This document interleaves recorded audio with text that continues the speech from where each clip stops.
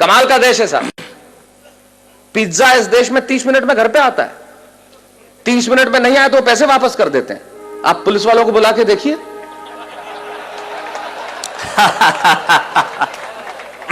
ये वो देश है जहां पे 8% में आपको कार का लोन मिलता है और 12% एजुकेशन लोन के देने पड़ते हैं।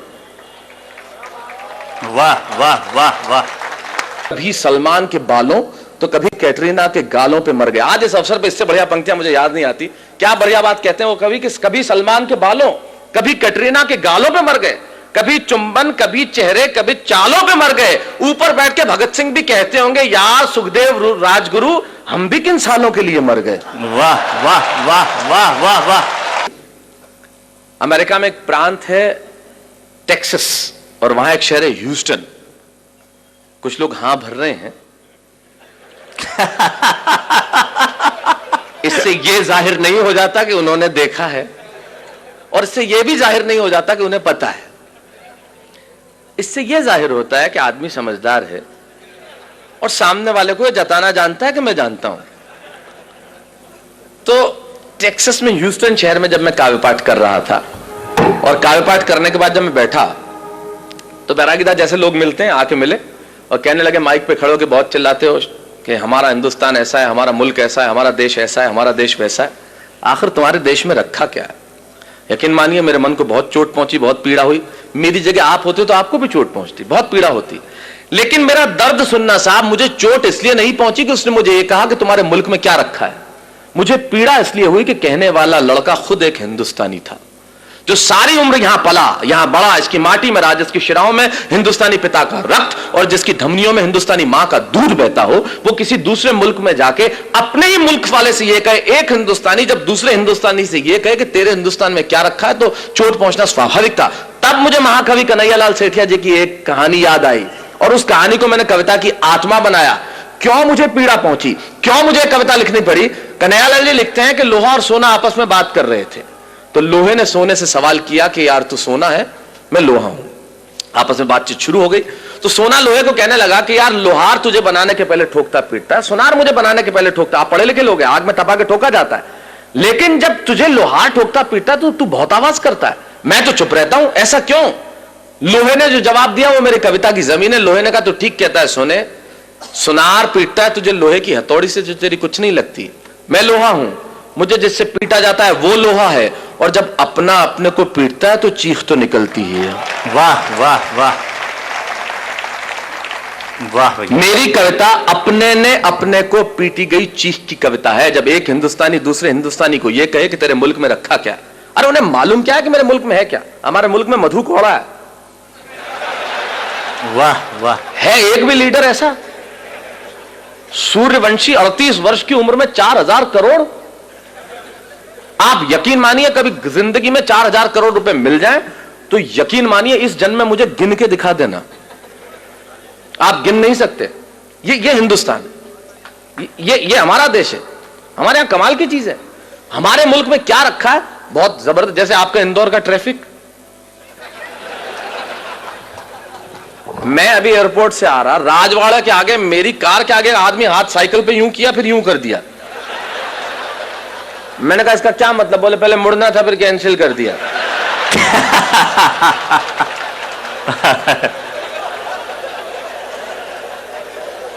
अब कर लो, आप क्या कर लो, ये अपने इंडिया में ही हो सकता है। कार में आगे एक औरत हाथ निकाले भी, मैंने कहा इसको मुड़ना होगा, आधे घंटे तक मुड़ी नहीं। मैंने कहा बहन जी क्या? अरे नहीं, बोले मैं तो नेल पॉलिश सुखा रही थी। ये अपने मुल्क में ही हो सकता है। तब मैं बताता हूं मेरे मुल्क में है क्या। दो दृश्य करता हूं पैदा।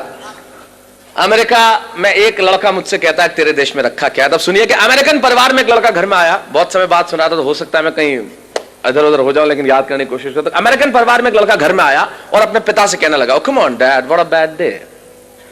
कम ऑन डैड। अमेरिकन परिवार में एक लड़का घर में आया और अपने पिता से कहने लगा, come on dad what a bad day, I just want to change my girlfriend. ये बेटा बाप से बात कर रहा है। Come on dad what a bad day, I just want to change my girlfriend. अब मैंने तुरंत ये शब्द सुना और मेरे कान खड़े हुए।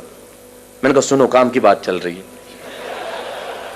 मैं रेगिस्तान का निवासी, वैसे ही सूखाग्रस्त इलाका, तो ऐसे शब्द सुनने में बड़ा अच्छा लगता है।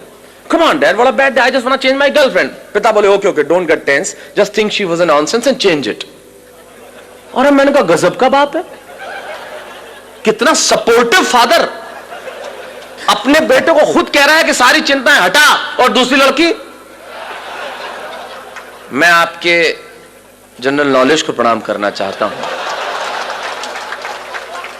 और जिस भाषा की अशोक भाई साहब बात कर रहे थे, हिंदी साहित्य आपका बरसों तक ऋणी रहेगा। आपने जो शब्द सौंपा है, समवेत स्वर में सैकड़ों लोगों ने जो एक साथ कहा है, पटा। मैं किसी और शब्द का भी प्रयोग कर लेता, लेकिन जब आपने कह दिया तो वैसे अच्छा एक बात है, इस शब्द का कोई तोड़ भी नहीं है, हो ही नहीं सकता। जो परिश्रम, जो मेहनत, जो पसीना पटाने में है, वो किसी और शब्द में आए। आप पटाने में मतलब आप प्रक्रिया नहीं समझे, मैं शब्द की बात कर रहा हूं, वो किसी और शब्द में आ ही नहीं सकती। मैंने अंग्रेजों को कहा तुम हमारा क्या खा के मुकाबला करोगे बताओ, तुमने हमारी जोड़ के शब्द ले आओ बस। बोले क्यों? मैंने कहा तुम चेहरे को अंग्रेजी में क्या कहते हो? बोले फेस। मैंने कहा थोबड़े को बताओ। बोले पत्नी को अंग्रेजी में क्या कहते हो? बोले वाइफ। मैंने कहा लुगाई। मैंने कहा तुम मुकाबला कर ले बस हमारा, कहीं से मुकाबला करके बता दे कि तू क्या करता है। मैंने कहा तुम्हारा किसी से मतलब तुम्हारा किसी से मोहब्बत हो जाए तो क्या बोलते? बोले अफेयर। मैंने कहा लफड़ा। बोल। मैंने कहा तुम अगर कुछ पियोगे तो क्या बोलोगे? बोले आई विल ड्रिंक लस्सी। मैंने कहा जा इंदौर में, बोले एक गिलास लस्सी हेड़ ले। तेरा बाप नहीं ला सकता है शब्द, हमारा मुकाबला कर सकता है क्या? कर ही नहीं सकता। फिर मैंने कहा हमारी पत्नी रोज उठ के हमसे एक वाक्य बोलती है तो उसका अंग्रेजी में अनुवाद कर दे, मैं गुलाम हो जाऊंगा तेरा। बोले क्या बोलती है? मैंने कहा बोलती है तुमसे शादी करके तो मैंने करम ठोक लिए हैं। मैंने कहा ला करम और ठोक, तेरा बाप अंग्रेजी में नहीं ला सकता करम और ठोक। मैं चाहता हूं हमारी हिंदी भाषा के सम्मान में एक बार जो अद्भुत भाषा है हमारी। वाह वाह वाह वाह, स्वागत है स्वागत है स्वागत। कर ले कोई मुकाबला, हमारा क्या करेगा? बोले पत्नियां ऐसे बोलती है। मैंने कहा इससे ज्यादा बोलती हैं।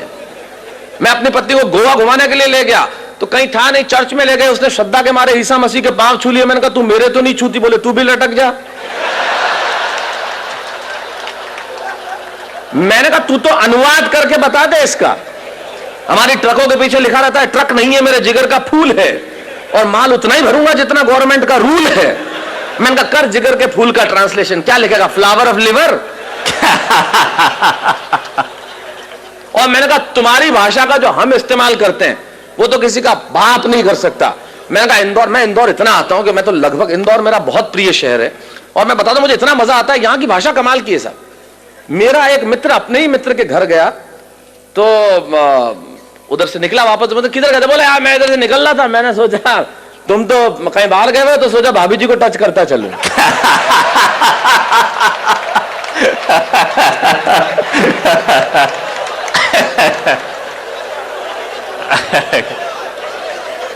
ये हम कर सकते, ये हमारी भाषा का।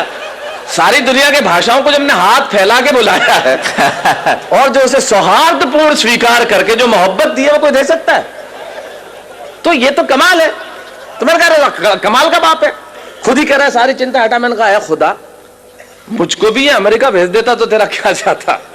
खुलेआम चिंताएं हटाते, मजे से लड़कियां घुमाते। वरना हिंदुस्तान में हमारे पिताजी वो सुबह दोपहर शाम 3 बार तो इसीलिए कूटते हैं कि बताना होता है मैं तेरा बाप हूं। ये इंडियन बाप इस मामले में बहुत जालिम होता है, उसे सिर्फ कूटने का बहाना चाहिए। घर में निकर पहन के क्यों बैठा है? कूट दिया। पैंट पहन के बैठा है, फिर ठोक दिया। नई पैंट, कुछ नहीं पहना तो फूट ठोकना ही था फिर तो। तब हमारे मुझे सुरेन जी याद आते हैं, वो बहुत बढ़िया बात कहते हैं। सुरेन जी कहते हैं कि जितने एनआरआई, मतलब अमेरिका में आपको मालूम है बच्चों को अगर आप पीट दो तो 911 पे कॉल करके तुरंत पुलिस। आप बच्चों को पीट नहीं सकते, पीटते ही बाप गिरफ्तार। एक हिंदुस्तानी बाप ने ठोक दिया, छोरे ने 911 पे फोन किया, बुला ली पुलिस, गिरफ्तार हुआ। जैसे ही जेल से छूटा बाप, तीसरे ही दिन इंडिया की टिकट कराई बेटे के साथ, और दिल्ली एयरपोर्ट पे उतरते ही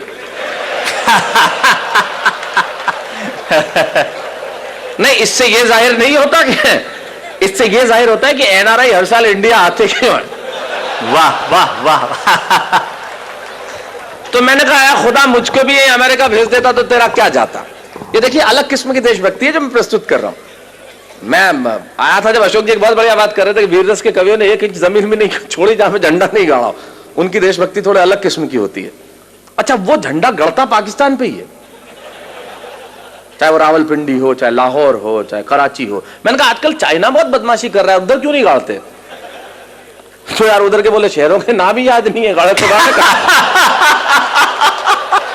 बढ़िया है, बढ़िया है। वाह वाह वाह। अच्छा, एक आध शहर का नाम याद हो गया तो उसमें तालियां नहीं बजती। बोले अब के तिरंगा फहराएंगे हम गोंगजाऊ पे। तो गोंगजाऊ वो मजा नहीं देता ना जो लाहौर देता है। तो ये अलग किस्म की देशभक्ति। तो मैंने कहा खुदा मुझको भी अमेरिका भेज देता तो तेरा क्या जाता। खुलेआम मजे से लड़कियां घुमाते, मजे से इधर उधर घुमाते। वरना हिंदुस्तान में हमारे पिताजी, उन्हें तो भगवान बचाए साहब, मुझे भी अमेरिका भेज देता तो मजे से जिंदगी की रंगी नहीं उठा। अच्छा, दूसरे अमेरिकन परिवार का और भी दमदार एक लड़की आई और अपने माँ से कहने लगी, come on mom, I just want to live with that guy whom I'm living with for 2 years. मैंने तुरंत अनुवाद किया। मैंने कहा ये कह रही है कि उस लड़के के साथ नहीं रहूंगी जिसके साथ 2 साल से रह रही थी अकेली, वो भी बिना शादी के। 6 फुट का छोरा, नहीं कोई सहेली। अपने यहां तो पिक्चर में ऐसे डायलॉग आ जाए तो लाइट चली जाती है। और ये देश कितना एडवांस है, हम इनसे कितना पीछे, कितना नीचे। मुझे भी अमेरिका आ जाना चाहिए और जिंदगी के मजे उठाना चाहिए। अब यहां से वो बात शुरू करता हूं जिसके लिए कविता लिखी। मुझे भी अमेरिका आ जाना चाहिए और जिंदगी के मजे उठाना चाहिए। ये बात मैंने वहां रहने वाले एक बुजुर्ग जोड़े को बताई तो उन्होंने बहुत धीरे से मेरा कंधा थपथपाया। ये बात कि मुझे भी अमेरिका आ जाना चाहिए और जिंदगी के मजे उठाना चाहिए, ये बात मैंने वहां एक रहने वाले बुजुर्ग जोड़े को सुनाया तो उन्होंने बहुत धीरे से मेरा कंधा थपथपाया और कहने लगे, बेटा ये बातें, ये रोशनी, ये चमक, ये दमक लगती बहुत सच्ची हैं और लगती भी खूब अच्छी हैं। अरे तुम्हें क्या मालूम, ऊपर से हंसते हम भीतर कितना पिसते हैं, इन आंखों से आंसू रिसते हैं। अरे तुम्हारे मुल्क में और कुछ नहीं होगा पर वहां सच्चे रिश्ते हैं। वाह वाह वाह वाह, बहुत अच्छा, बहुत अच्छा। तुम्हारे मुल्क में वहां कुछ नहीं होगा पर ये रिश्ते हमारे मुल्क में ही हो सकते हैं मित्रों, ये रिश्ते हमारे मुल्क में ही हो सकते हैं। ये जो सम्मान की परंपरा बची है वो इसी देश में बाकी रह गई है। तब कहता हूं कि तुम्हारे मुल्क में और कुछ नहीं होगा पर वहां सच्चे रिश्ते हैं। अरे वहां बेटा शाम तक घर नहीं लौटे तो पिता को खाना नहीं भाता। और अगली पंक्ति में बात कितनी छोटी लेकिन तर्क कितना बड़ा कि वहां बेटा शाम तक घर नहीं लौटे तो पिता को खाना नहीं भाता। और इतनी तमीज तो है कि छोटा छिप जाएगा लेकिन बड़े के सामने सिगरेट नहीं पी पाता। इतनी तमीज तो है कि छोटा छिप जाएगा लेकिन बड़े के सामने सिगरेट नहीं पी पाता। और बहन बहन जब विदा होती है ना तो आंखों में आंसू सच्चे होते हैं और घर घर में पांव छूने वाले छोटे बच्चे होते हैं। मित्रों यकीन मानिए एक बात इन कवियों की उपस्थिति में कहना चाहता हूं, जो चीज हमारे पास है शायद उसके होने का एहसास हमारे पास नहीं है। मैं सिर्फ एहसास कराने के लिए आया हूं कि हमारे पास क्या है जो दुनिया के पास हो नहीं सकता। पूरी दुनिया के ग्लोब पे छोटे बड़े मिला के लगभग 183 देश हैं। छोटे बड़े कर लेंगे जो यूएन के सदस्य नहीं है तो 200-203 देश हैं। बैरागीदा अशोक जी जिनकी कविताएं सारी दुनिया में गूंजी है, एक कवि होने के नाते, एक अभिनेता होने के नाते सारी दुनिया में जाता हूं और सारी दुनिया के देखने के बाद इनकी उपस्थिति में एक बात दावे से कहता हूं, पूरी दुनिया के ग्लोब पे होंगे 203 देश साहब, लेकिन सिर्फ एक देश ऐसा है जहां बच्चे माँ बाप के पांव छूते हैं, वो देश हिंदुस्तान है, दूसरा कोई देश नहीं है। तब कहना चाहता हूं ये इसी मुल्क में बचा है।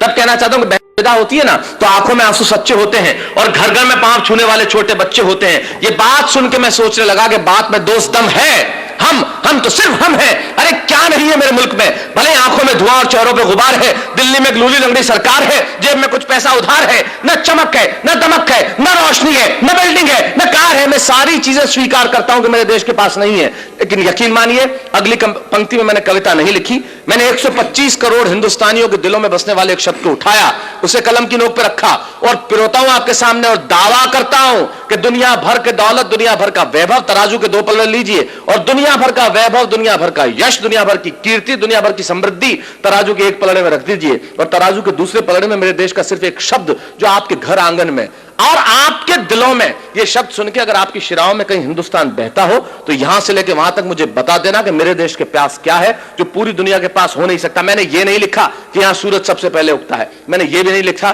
कि यहां घास की रोटी खाने वाले महाराणा प्रताप हुए, मैंने ये भी नहीं लिखा कि सिकंदर के सेनापति अपनी बेटी की डोली यहां दे जाते हैं, मैंने ये भी नहीं लिखा कि यहां पन्ना धाय स्वामी भक्ति में बेटा कटवा देती है। मैंने ये नहीं लिखा कि हाड़ी रानी शीश काट के थाली में रख देती है। मैंने ये कुछ नहीं लिखा क्योंकि ये सच हम जानते हैं। मैं तो सिर्फ एक पंक्ति कहता हूं, एक शब्द मात्र कहता हूं कि वो जो हमारे देश में बसता है दुनिया भर में हो नहीं सकता।